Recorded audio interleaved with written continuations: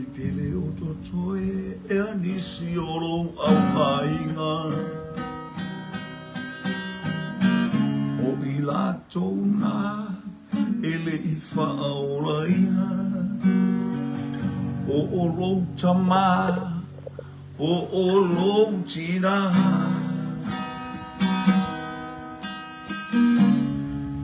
Tai mai o lona lima. Ele o toe e anisi o lo au ainga. O I lātou nā ele I whaoraina. O lo tama, o lo tina. Tai mai lona lima. Au mai sau o I le mafutanga. Au mai sau o I le mafutanga. Mafutanga e whaleanganga. Au mai sau o tai mai se anganga. I le mafutanga. O soe o te toe la patai atu. La tanga luenga o le moli mau atu. Tau atu Yesu I se anganga o whatalale. I liu mai le leanga, mai loa lona se. Au mai sau o I le mafutanga. Au mai sau o I le mafutanga. Mafutanga e whaleanganga. Au mai sau o tai mai se anganga. I le mafutanga. Au mai sau o I le mafutanga. Au mai sau o I le mafutanga. Mafutanga e whaleanganga. Au mai sau o tai mai se anganga. I le mafutanga.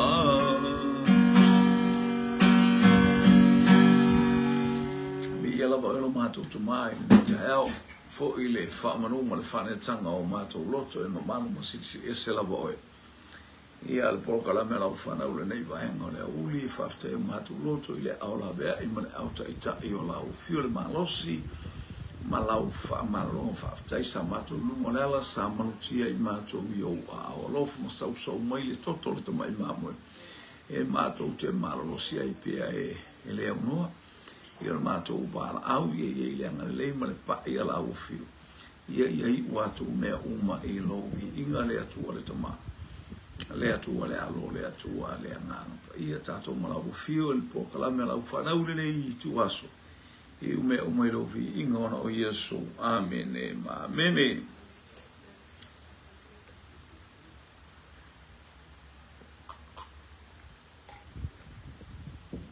Ia. Fatalo fatu le ainga o le fatu tu o ilunga o penga te whailangi.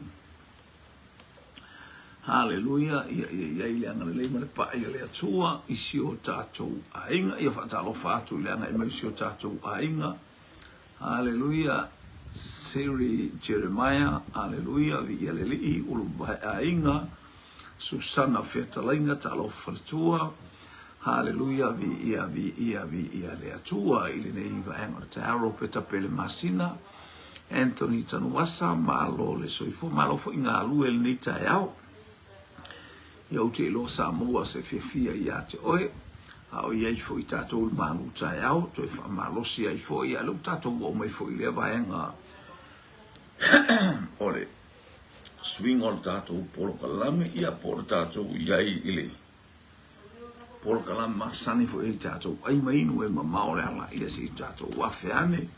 Ia mo tātou fia o mana ia leli. Nei mana ia le antala i samo nei. Pau mea lea e loa mana ia le tau nei aso mana ia fo i le anga lei o le atua. Te loa le loa po a feta ai palolo le palolo muli o Novemba. E sa iei fo ina i vinga mati munga ma io e pio fo linga na o tama a ia ai i le anga lei o le atua. Tau tui vai tupu tui loma ta lofa. Ma lo soifua. Tato ye la li tu aso ye wa mata tato fa solo to fo nei vai aso in nei masina io le masina tato te baba ye mea ma fa ali mai ma pe profeta mai ia le au profeta e winga haleluya ile tangata o Yesu Keriso haleluya ia pe tal no mai fo tu sia tu la fono e winga ia Yesu Keriso haleluya marona fio mai wal tu spa ia toa. Haleluya, ia e whātatau lea ia Yesu Keriso tasi le auma. O Yesu Keriso lea li i mare whaola. O Yesu Keriso o ia o le whaola. Haleluya, o ia o lo tātou pōlu vanga. Fio mai le li i nei whaola ia te i tātou i mea lava ala ia Keriso Yesu. Whatalo whātou bala o pōsima. Ia vi ia le li i langata fo i lea saratani e lupreta tālo whawharatua. Ia po ba supo se iPhone supo se luali i mato i inali e fa vole fartu iPhone supo se lua mato i ina e te loa ia mera na e fa sto ina o titolo lotu ia le o ai lo to lo supo va pele sto ina ai o la e fa ai o se alleluia le upula ta ai lo le supo la mi miti la miti tal to ina il tamore tama mai sa na pua ia ai me silo le man tata lo fatu fu il tato wainga vi ia le li talo fo ile fatu no tato por kalame fatalo fatu fu il nei falo wale si fo ina awina il fe awole talo le ia le tua ia le li praise God ia na o se tato ufisili a mata fo i tato te baba ai fatelo eta una tari uma e tato uma Io te mana awa ia i loa e tangata ia sauilu ngoma ia tātou i loa ina oe o tangata e te alua tu i Samoa. E te i loa fo ila ia leo te leo la tautu tātou ai la tātou baba ai tala whasolo pito. O le fisili mua o whea le mea na taunu i eili lotu katoliko. O whea le a ai male nu o Samoa na taunu i eili lotu katoliko. Ia vi ia le li. Haleluya, o fea le ai e iaile, o fea le ai. Haleluya, po le nuu, po le afio anga o Samoa na taunu i aile lotu katoliko. Ai mainu e mamao le ala. E wa tele o tatou, tele le tangata sau i lunga aile e tali se fesili a.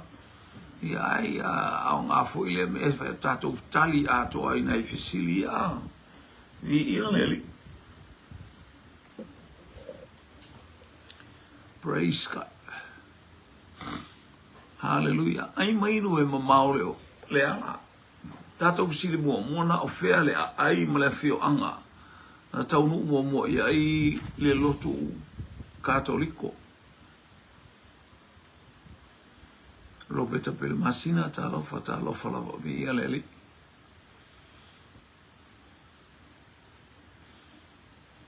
Ta lofa tu foi i le uso au ona mai le lau mua mi ele atu of to fo mai yama ta lofa samale uru maunga i savai tali mo mole le uanga i mai samale uru maunga i savai mai tama le lau mua uru vai ainga savai i samale uru maunga o so tau i atali e luare i ele saratani elu o le supo fale ainga ia nga la ba nei ana foi mal fale inga ia baba ai fua foi ia samala ulu sabai me Anthony John wasa malai ola mana fuanga samala ulu maunga i sabai mana ia tali sole ia lea mana ia tali kopia stato fatonu le stamale le mai sale aula le tau panu mai matau ena tele ilore me ye samala urupe uporu pe sava ipe pule ono ia samala uru sava me ya Susana tasivalu falima o isole ea ri o ka umel ka malo male asoka u talo fatu malo fopa abi ia leli ia talo foi chema le mai vi ia leli ropeta pel masina o samala uru maunga i sawa i Josephine Marihan talofa maletali o samala ulu i sawa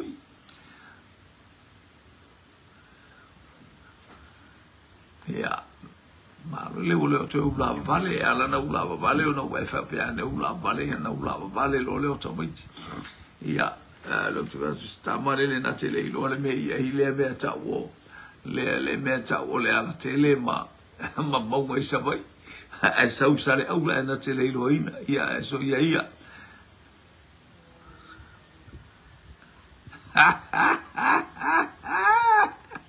ia le la tu mesia la o samala ulu na tele ilo me o sava ia samala u ia leli ia ai mai no e mama o la praise God, glory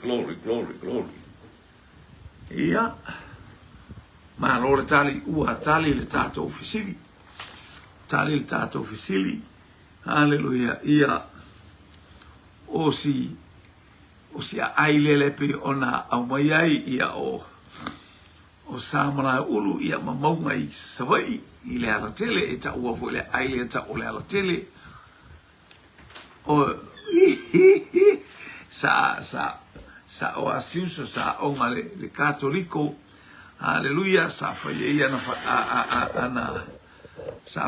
na staili fa ia na fa filila i temina kamanga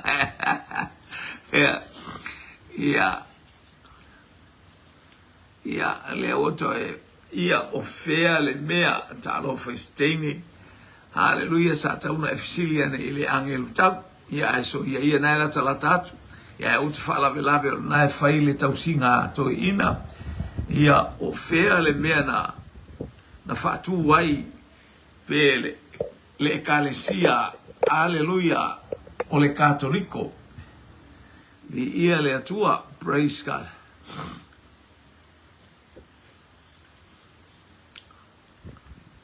o fairly tu malo ia na taunu le tu malo ma eta tali mai ya esel mana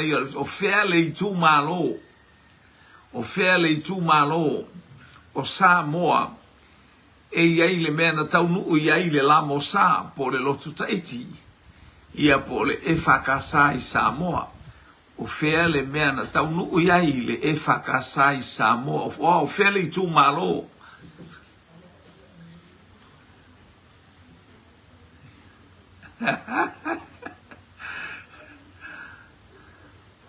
haleluya ia faftai chema na sa malo la fo ile le tali ni ia le o fairly tu malo mata le tu malo le la tu tato si le tali mai chema o fa sale le anga so le pe ya stene sa va il tene le ali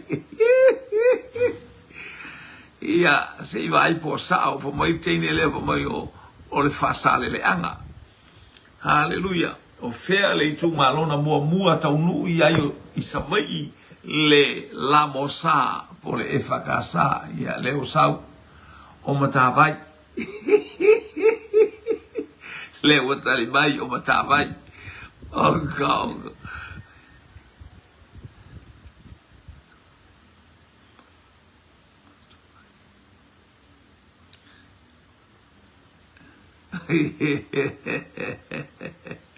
ia le utali mai ia le sunga ele le aula mai le la bua tamo le la bua ia o le fasale le anga Lua tātou tali, tolu tātou tali le whasare le anga. Hallelujah.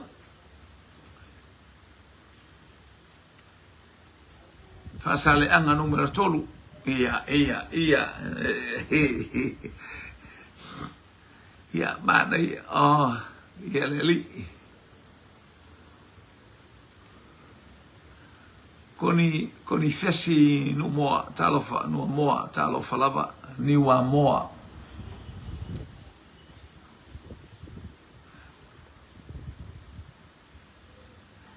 Anthony tanu asa whasale le anga. Hallelujah.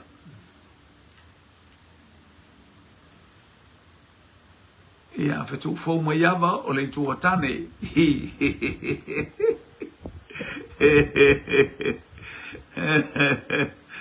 Ia, tasi walu tolu o whasa le leanga. Ia, so le ese le mana, ia, telefo, o whainga o tali lea.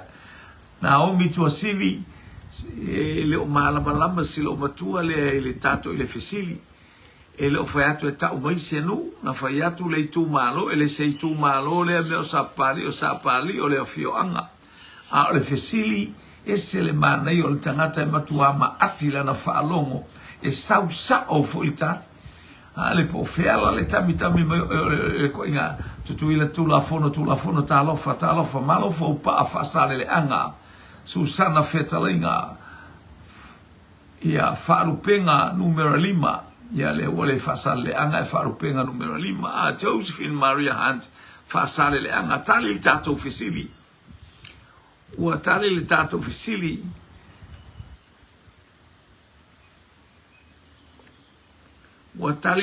fesili, ele iaini ngo i tu malo ia yaso ia.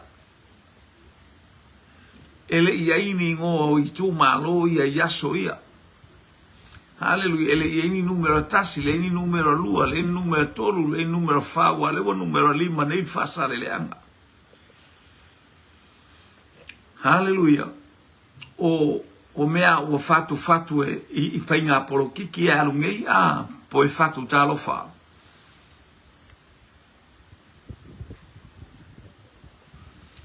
Ole ele iaini numero ele fasale le anga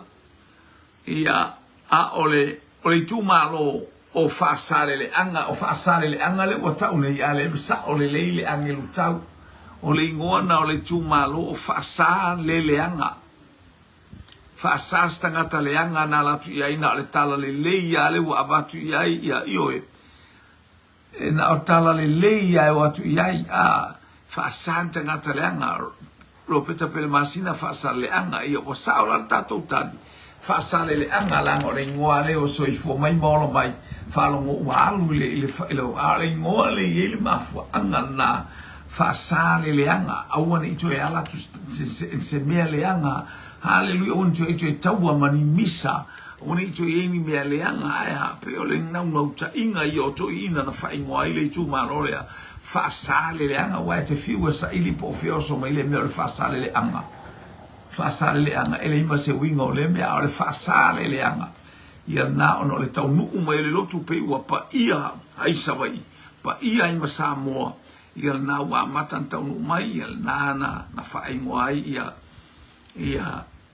bele ia tato lo foi ia pe o samala ulu ia o samala ulu to ia o la ia to te vanga mtai ma vai fale ma mala ulu na fa sa lo le mala ka mala ulu ona por kala me la ia e nai por kala me manai fiu ta inga la ia o te vanga mai fale ia ma mala ulu ia fasalo mamala uruna lotu ele mo wele ngo samala ulu aya nei teua esa ili meloni mena ai pe ole binga na o tala e mafu ai samala ulu lena umatu nei samala ulu ia maunga ia na o samala ulu ia na itama na to tolu vai fale matevanga mamala ulu au fai o faita o ifusunga la ori ma fainga ia fasalo e te vanga vai fale mala ulu ba o sa le la do fuanga ia le ma fua vai ai ile va vai atu ia ile Isko ingo malai ulu fasa. Sa lo leo malai ulu no fo io mo tua feta laila le o ia mato le tu amo. Hallelujah. Ia vi ia le ali ia on fasa le anga. Ia io le fasa stanga tale anga to o wa le pa ia le mea o mata mo fie. Vi ia le tua fasa mo tali sole esele. Hallelujah. Esele man ia. Hallelujah. O le tatou a inga sole o le popoto. Ia tatou toe va aila o fere o ai na tal o ai le lotu na tal ia toi ina ia o futi ma au apa au o ai le lotu na talia e toi ina ia e to lua o futi ma au apa au e maka ia fo inga i bia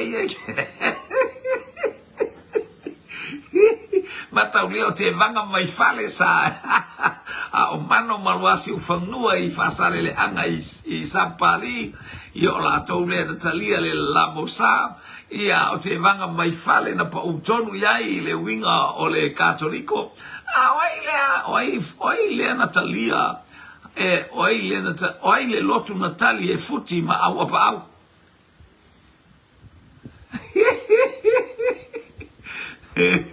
ia le o tali mai jema o le metotisi tali mai Josephine Paria futi o le metotisi.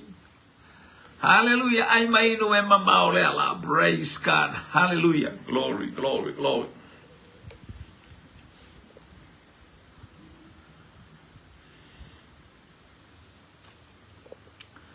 Marita Crichton metotisi ia a tamalaumua metotisi fale mautuangiangi. Hallelujah. Au patu te talisa oa ile te talisa oa le fisili mana ia le lotu tonga pa aftai fo ile fale mautuangiangi ia ntaunu ia ile lotu metotisi a lotu tonga po le metotisi ropeta pele masina. Hallelujah. Susana Fetalainga metotisi Chema tasi valu tolulima ia ele se ingona se ele se ingona bole o to ina.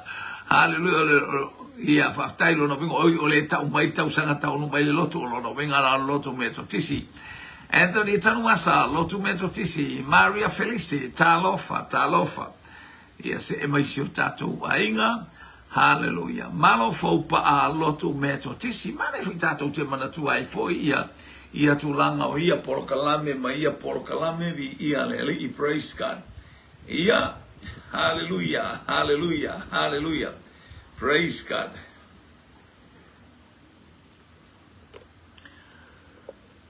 O le ale tausanga na atoa ia ile se lau taus o le ale tausanga na atoa ia ile se lau tausanga o le lamosa I Samoa. O le ale tausanga na atoa ia ile se lau tausanga o le lamosa I Samoa. Hallelujah.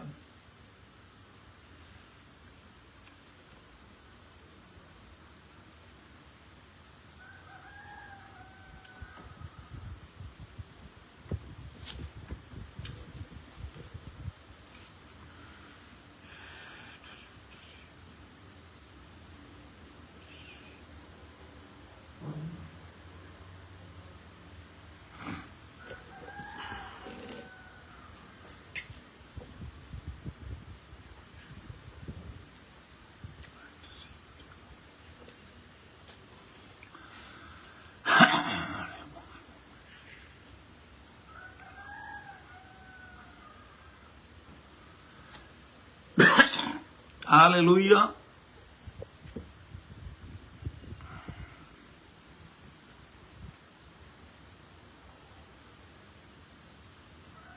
Praise God.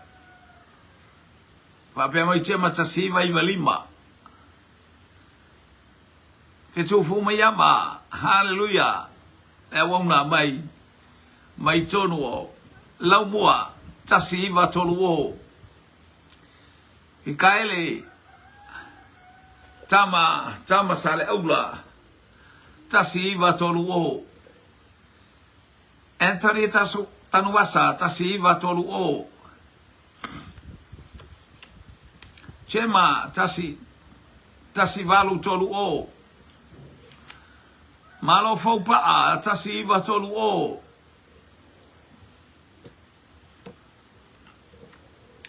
O le a le tausanga na ato ai le se lau tausanga. Le se lau tausanga. O le o mai o le la mosa i Samoa. Malo faupa tasi iwa tolu o. Ai mai no e mamao le ala. Praise God. Ia pe on tatou e te pafo inai. Mainga nai si o tatou. Hallelujah. Tato e to e vai na i vai ngaia tato tiro iai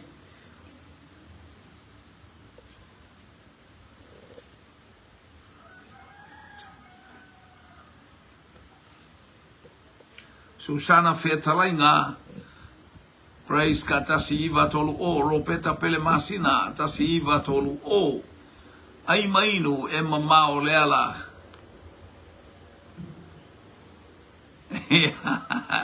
tali mai ia tema tasi iwa tolu o watali tatou fisili ma lo le tali ma lo foi ia le ono sai ia ma lo foi praise God. Hallelujah. O le tasi iwa tolu o le tasi iwa tolu o le amatang o le taunu wai e se lau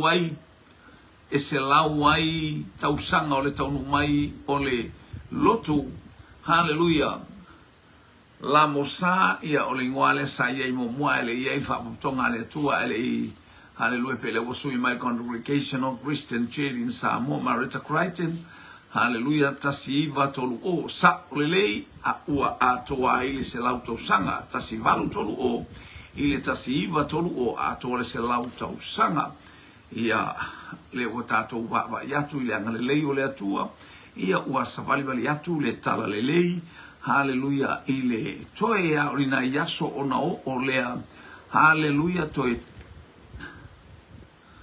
lua ono, lua fitu, lua valu, lua iwa, tolu se fulu. Toe lima tausanga, toe lima tausanga ia tātou ausia le o mai ole, hallelujah, ia ole lua se lau tausanga ia ole taunu mai ole tala lele ole lua isusu e ina o lau fanua, hallelujah, o lou atunu mo lo tatou atunu ia ele ngata fo ilea ole sulungia i ame ole la oso mai le langi e ala ile fe au moli mai e ana au una, hallelujah, ole ma lo le atua tatou te whaftaia i le atua, hallelujah, ma lo isi o tatou ai ole hakako ke o le atatou te ia i lungo ole nganga le e manuia ole foi te taofia mai malo le taofi malo le sa ili ia malo fo ile praise God tatou baba iatu, hallelujah, ile anga le lei sili ese o le atua fia tausanga e fia le ale umina to na tu wa Yesu ai afio lo ile langi ua toe tu Yesu o le ale umina feiloa i ai maona soo, ma tafa whao ai maona soo, ma whanawhana ai maona soo, ai si iti alo i le langi Yesu.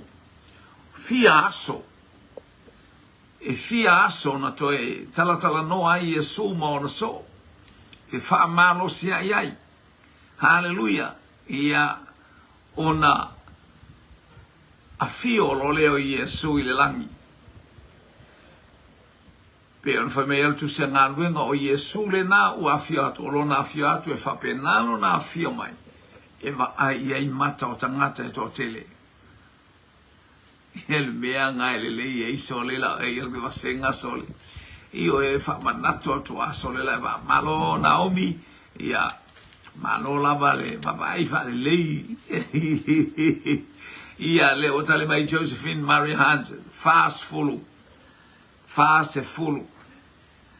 Fase fulu aso, tu so le fase fulu aso le ai, o le fisili e fia aso, na toe mafuta Yesu ina watu Yesu, mafuta ma le au so o mai lo le fatu lo la walu le langi, tatou fei lo ai, hallelujah, praise God, ia le atua.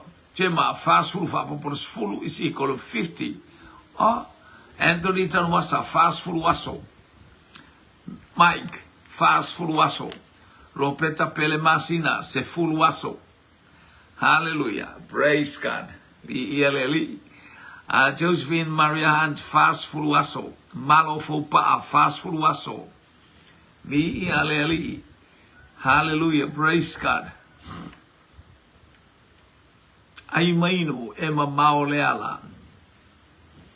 E popoto alva sengari. Ya, be o meia tatou te toe tilo mo tatou toe ngafa tauli maina tatou wava ai. Hallelujah tatou wava ai maftanga Yesu malona au so. Ia se ni aso se tele sa toe fa mafana frai ma toe tala noa ia Yesu wa tili malo losi loto tangata a. Hallelujah wole tu mai a Yesu anga isa ole langi awa sawi Yesu e toe fa mafana fanatu. Hallelujah ia matoe fa maise io nauso matau ia ile winga ole ngā winga le ua tatou ngā lue e mi fa evangelia ma tatou ngā lue ta la i ma fola le tala le oka se au le leidi ia le atua. Praise God. Ia le utal mai Mike ia wa tapunia le tatou polokalame ia lea ua manu malo ia le fast fuluaso. Mai le taimi na toe tua Yesu e o mai, hallelujah, i le taimi na wha mawae ai maona so o e fast fuluaso. Ia le atua, ia whaftai fo le fulu le au mai le whao popo iai, o le se fuluaso la le o le aso le na fio ai lo Yesu i le langi. Ai au wina mai le anganga pa ia tuso ale mori mau, ale tusi ale vitiko ilona mata upu e lua suma le tolu alona fai upu e se fulu ma le lima. Le aso e au mai au tolu taulanga lulu. Hallelujah, le tala no ma le fai upu e se fulu ono. O le seito le ua lulu, o le ulu ai taulanga lulu e tato i luma o le atua lulu i le oli ma le fia. Tato te le aveas taulanga mea aipos taulanga ino. O le tato taulanga le ua lulu i luma o le atua. O le fusaito o Yesu Keriso. Wa tatou avea wa oli ai le langa. Hallelujah, wa tatala ma iai whaamanu ianga mo i tatou. Hallelujah, le nāla lea wa abe, o teimina abe e taulanga luluna e whamai e whai taula i nā maua aso e limas fulu. Lea la wa tatou maua mai le Pentekoso. Pea whai tau i nā Levitiko mta upu luas matolu alon foi pusul lima maris fulwono ya na la eta uma ye maua tatou le maftanga fia haleluya o tatou mo le limas fulwaso ole aso Pentekoso wali lingi foi le nganga paia haleluya o tatou feinu ai o tatou wa ai o tatou taua le taua o tatou marolosi ai o tatou sava vali ai o lo tatou luma o fita ma tinga e pe ona ye Keriso ai na savali na o ile oti na o ile satau no ile toma o se na savali lungo le fa unga lea haleluya wa fio ifo le na fai me fia haleluya vi ia le tu fa pena ia te tatou na o tatou talia le nganga pa ia haleluya tatou te fai me fia ile ali i fa unga seve talofa vi ia la valeli ile aso fama sino e pe ona talanoa ia ile tu spaia talanoa ia Yesu e iai mamoe e iai oti silia tu afa mole o fea lai e tutu wai oti fea lei tu o le tama o ile langi lai e iai oti o e lei tu tamatau ma e lei tu tau anga vale haleluya ia matauria e lo ni oti o tangata o le ato le whaamasinonga o tangata whaasala ia matangata ami o tonu o fea le itu lai ai tangata haleluya wata ua o oti a o fea le itu lai ai mamoe ai mainu e mamao le ala fili avau ta alofa manuia le ngai mai praise God o fea le itu haleluya o le whaamasino lai ai o lai tutu wai oti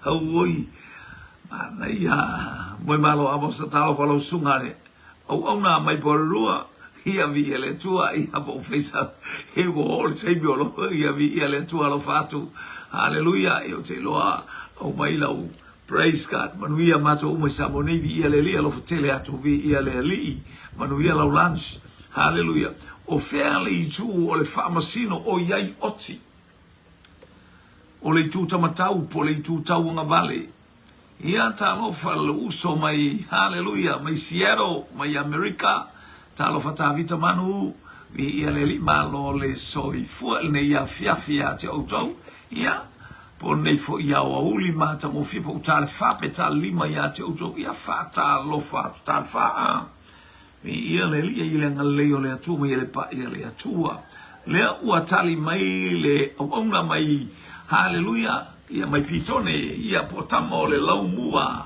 hallelujah o le itua nga vale e iai oti Josephine tamatau ma moe ai nga vale oti ia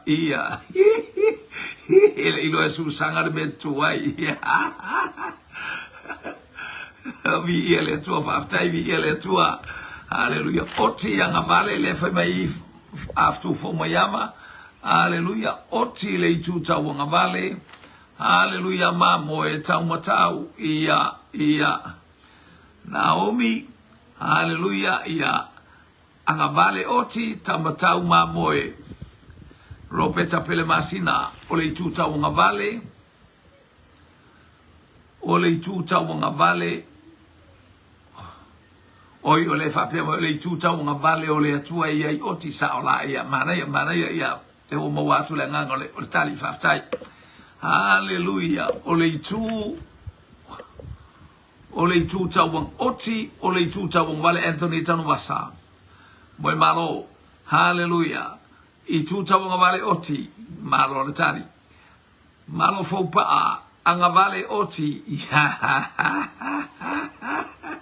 ia se mai tene le mai Hawaii Marita Crichton tawang vale hallelujah praise God Susana fetalaingal tene mai I Brisbane hallelujah ia fatalo fatu le taiao po watale po tals fulia auto mi ele ile tu tau nga vale oti okal manga ia sole Felix Fariata talofa Felix Fariata talofa hallelujah praise God ia faftai tavita manu vi ele lo fatu foi siaro lo fatu to ina hallelujah lo fatu vai tu simal faltua manuia il nei vai ngole fia teu hallelujah lu vai ainga mata yo sumalima tor sumartasi ol tor sumaltolu tai tu sina usi maile tati ile maule tato te sa ile tua ua tali le tato ofisili o ila to le tuta una vale ina watu ia o to ile me o yele tau faitani awe malelili va wo mata ia male tafio le ispe ile me belo le tangata o lo ile tuta una vale yo tangata na yo le malaya la ngalo ta mai le tato ta uma sa o tangata na le malaya tangata na le malaya ia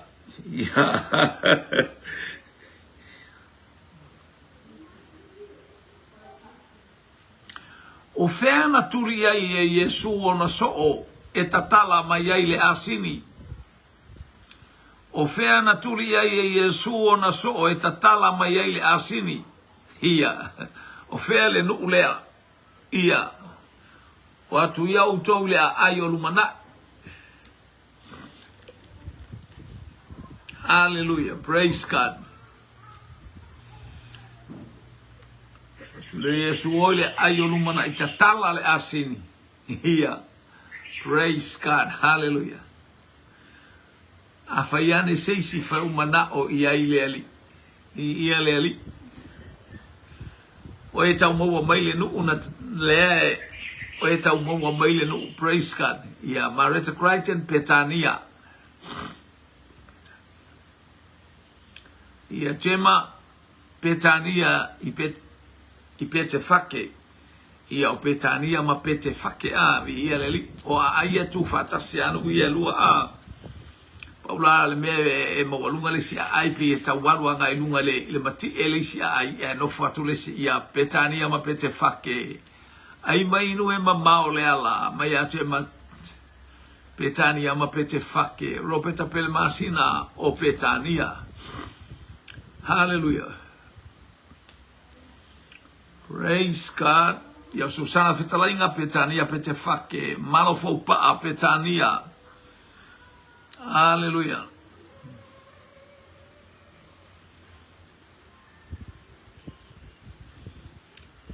Hallelujah. Anthony tanu masa Petania.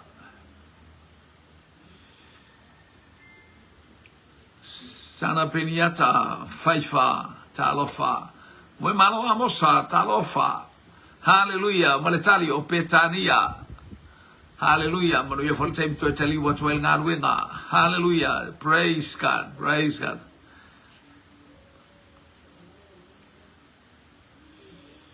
Ai mainu e mamao le ala.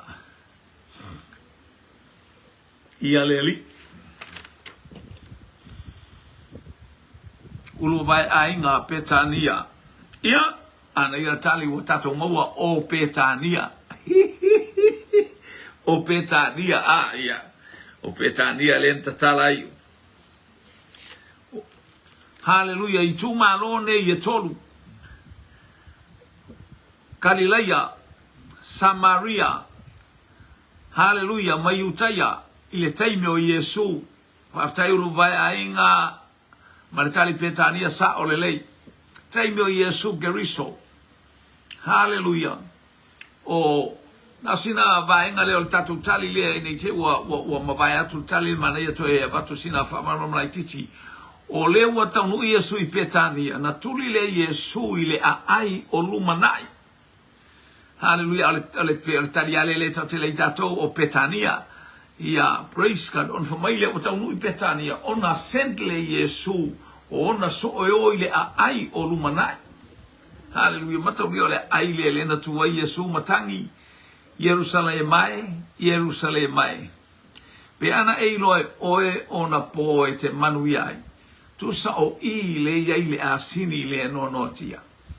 Hallelujah. O le ata le o le tatala mai o le asini. O le I Petania Yesu a le send le e o le ai o lumanai. O le anga I luma le malanga Yesu. O watato e o itua. Anga I luma. La ia Yerusalema. O Yerusalema tonu ale te yel feito to ale la tatala. Hallelujah. Le tangi Yesu mfa pe atu pe ana e noe oe o la maso ma mea e te manuia I mana yalo ilo o me manuia ilo wa inga malau whana o me te iai. Hallelujah. Praise God. Awa lilo ila wa e lilo lo ila usisila mala wa ai. Ia ona mafatia leo itato wi whaingata. Hallelujah. O hafi tama whaingata ya nga I maitaia itato ma osu whaia itato. E mea noa I atu e sea ua whaatu muina oe le whaau unga le atua. O lo ia le manuia o le atua tato ti ai, ma wheinu ai, ma fia ai. Whaatalo whaatu I le teine mai le mauli o le awa. Hallelujah. Leo ua se mai. Ia le anga le ia le pa ia le atua I se o tua fine. O le nu leo ia lo seoso ia o le tali na tato sima to e avatua o si fiau le ale sa uma Petania o Petania ta pena Yesu e sentle awali e to lo e tatala mai le asini le a ai le lumanai o le a ai le lumanai o Yerusalema o le a ai le na tu ai po taulanga le na tu ai Yesu ma fa pean. Hallelujah. Pe ana e loe oe o mea e te manuiai. A ua lilo I lau ai. A wane I lilo I lau ai mea e manuia I soifua ma o tato wolang. Tato wai tuli au pu ina I o tato va ma ai. Hallelujah. I le lale lei o le atua. Ma le sisi ese o le atua. Malona ma malu e tatau ona faa. Afua I tato. Ia vi ale alei. Praise God. Galilea.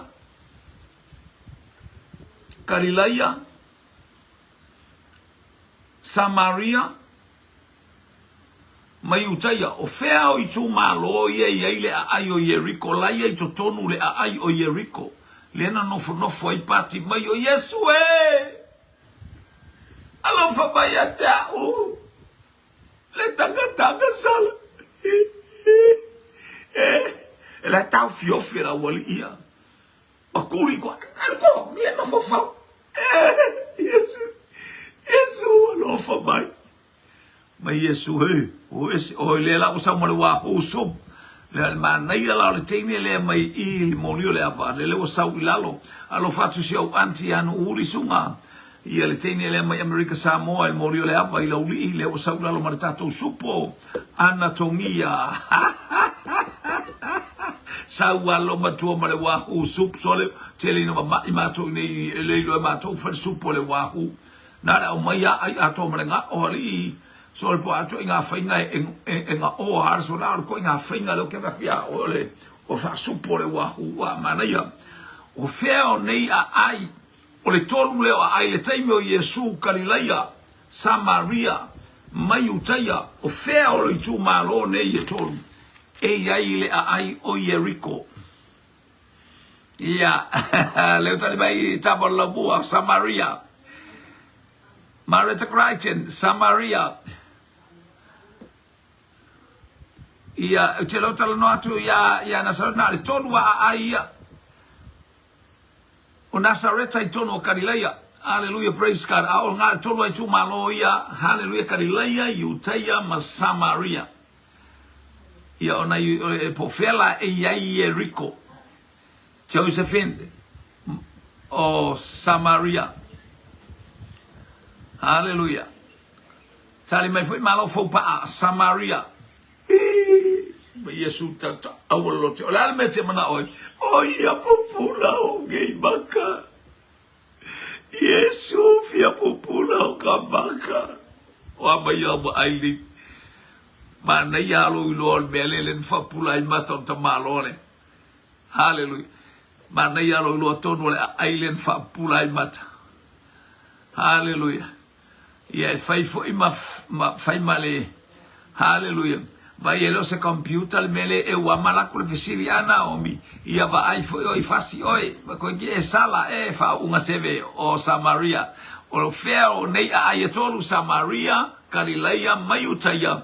Ai le ai ingo ia Jericho pe a tatou o fele ngu o fele ia ngu ia o fele ku malo ai sai pipi ai lo le ia mata bela o tu malo na e kasi lo kol fali ma ia ele tu malo fa o fa sale anga ia sai pipi e pe fa penale wingo le tala le anga ia tuai Susana fetalinga le titi mai fa sale le anga numero 5 Samaria.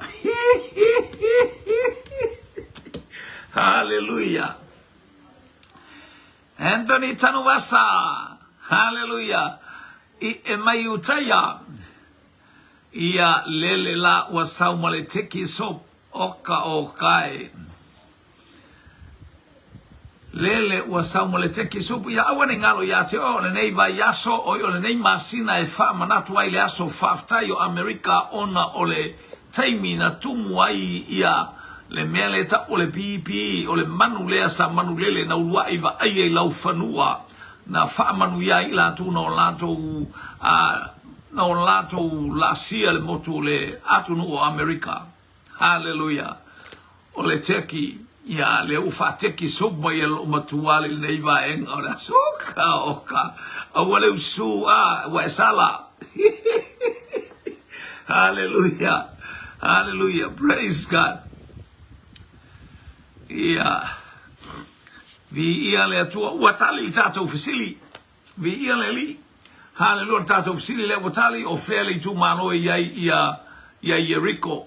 Ia matau le fo Jericho le na e isa kayo ia o Jericho tele ia tala anga ia Jericho le fo no foi parti mai o to tele fo inisio ila to o fia anfia inu sano no fo Jericho a ole ai le na o shortcut Yesu o Galilea ile tu imatu o Samaria ile tu ile onga tonu ia o Utaya ile tu isaute o lona winga la hallelujah o le onga tonu e ia Samaria o Samaria tonu ai Jericho ya mana e foi o se me atato te baba e foi tato tu for tu fai hallelujah Ia na sa ole le tua sivia tu sa uma totali na tua sivia SI. Fa tai mo le tali. Hallelujah. Ia ile angale le ia ile pa ia le tua. Mi ia le li. O ema tua le tato ofisili muli le ema tua te le o taimi e ala tua le tato upule a fa o se fa malo si e se le mata ngofie. Fa mai Yesu a e fa tua mai ia te au. E tafe mai vai e tele I to tonu ia te utou o le anganga pa ia. Se le mana yo le a fai tau ma le a mau pe a e tau fia le tele o taimi ia I loa oka vai manino vai o le ola vai mala malamba. Hallelujah. Oh, vai e fa malosi, vai o le soaswani, vai e le alofale, vai e hallelujah le.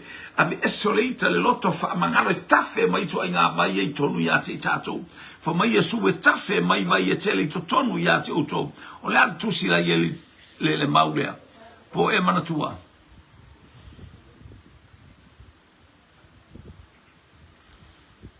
Hallelujah, praise God.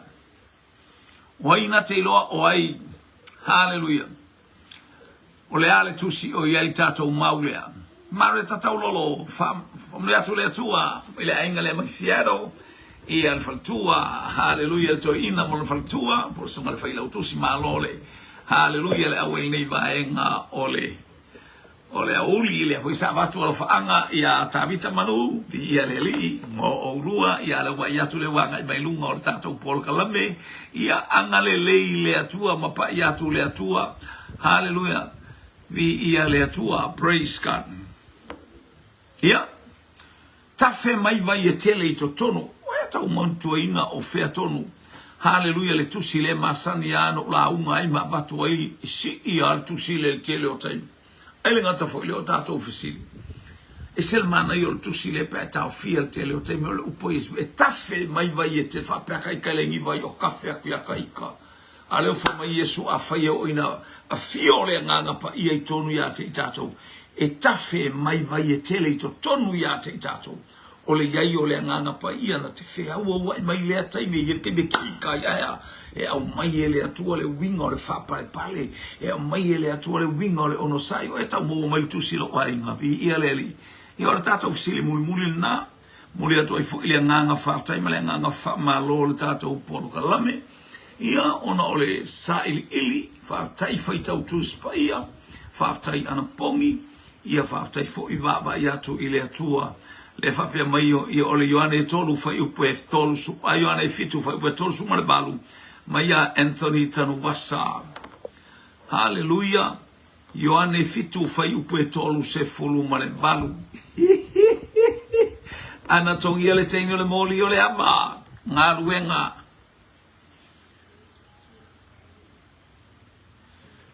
Hallelujah. Praise God. Hallelujah. Fai tau te fatua tua mai a tau. E tafe mai vai e tele I to tonu ia te auto o nei vai o le ata o le nganga pa ia. Ia ile angale lei o te vai tu le watali mai tatou ofisili. Ia whamanuia fo ile atua mo le anga mai o si o tatou ainga. Le watali mai Anthony Tanuvasa fitu le tusi a mataio. Ioane fitu alon fai upe tolu su malbalu mal fai upe tolu se fulu male lima. Evangelia Ioane mai a anatongia. Hallelujah. Naomi on tu se Isaia ono su maleono ia la maleono su maleono fes fare to te fai o te no fai fa tai na mi to asivi malo fo pa a Ioane ua tali le tato ofisili Ioane lom ta pe fitu a ono fai pe tolu su malbalu a tu le tolu se fulu maleiva ia angale atu ai tu te fai mga luenga fatino nei ya fiafi ia il manuia o le atu ia le pa ia le atu mana ba tu le atu ia na famrianga Iai umea ile vi inga o le ato ta mawhamnuia o tangata. Ona o Yesu. Amene ma amene ma amene. Tātou tu e wheiloa I le awhiawhi le tau le lima pe ata I te atu lo soifua ma lo ola. Hallelujah ia tātou maua. Hallelujah le taulanga awhiawhi tātou whai taulanga awhiawhi whatasi ai. Ia I le atua le vi inga le whaamanu ma le whaanetanga whaftailo wa inga. E wauna tautua mo oile nganga wha maulalo no Yesu. Amene, ma amene, ma amene.